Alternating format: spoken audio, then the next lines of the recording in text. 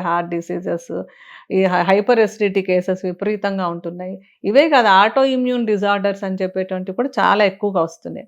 వీటన్నింటికి కూడా ఏంటంటే ముందు నుంచి ప్రివెంటివ్‌గా జీవనశైలిని చాలా చక్కగా ఒక సిస్టమాటిక్‌గా చేసుకున్నట్టయితే ఈ అనారోగ్యాల బారిన పడకుండా చాలా వరకు తప్పించుకోవచ్చు. ఎందుకంటే కొంత జీన్స్ అవి ఎక్కువగా డామినెంట్‌గా ఉన్న కేసుల్లో కూడా జీవనశైలితోటి బాగు చేసుకోవచ్చు, ప్రివెంట్ చేసుకోవచ్చు అనేటువంటిది ఇప్పుడు ఆధునికంగా గూడా చెప్తున్నటువంటి విషయం.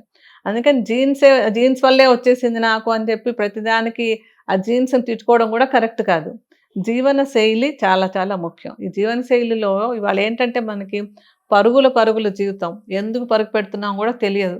హడావిడి పడిపోతూ ఏదో ఉద్యోగం అవ్వనివ్వండి, ఇంకేదో అవ్వనివ్వండి, ఎంతసేపు ఇంకేదో దాని గురించి పరుగులు పెడుతూ ఈ శరీరం ఇదెంత ముఖ్యం, ఇంత పని చేయాలంటే ఈ శరీరం గదా కావాలనేటువంటి ఆలోచన ఎవరికీ కలగటం లేదు.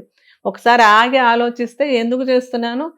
నేను శరీరానికి ఎంత ఇంపార్టెన్స్ ఇస్తున్నాను అనుకుంటే కొంచెం కంట్రోల్‌కొచ్చేస్తాం. ఇప్పుడు లక్షలు సంపాదించుకోవడం కోసం అని చెప్పి ఉద్యోగాలకెళ్తున్నప్పుడు, ఆ ఉద్యోగాల్లో ఎంతెంత ఒత్తిడుంటోంది.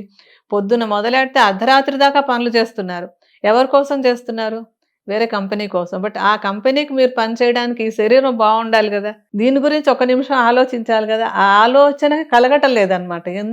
నేనెందుకు ఇంత పరిగెడుతున్నానని ఒక్క నిమిషం ఆలోచిస్తే ఆ ఆన్సర్ వచ్చినప్పుడు ఈ ఒత్తిడంతా గూడా తగ్గుతుంది. ఇది ముఖ్యం అన్న విషయం కొంచెం ధోరణిలోకి రావాలి.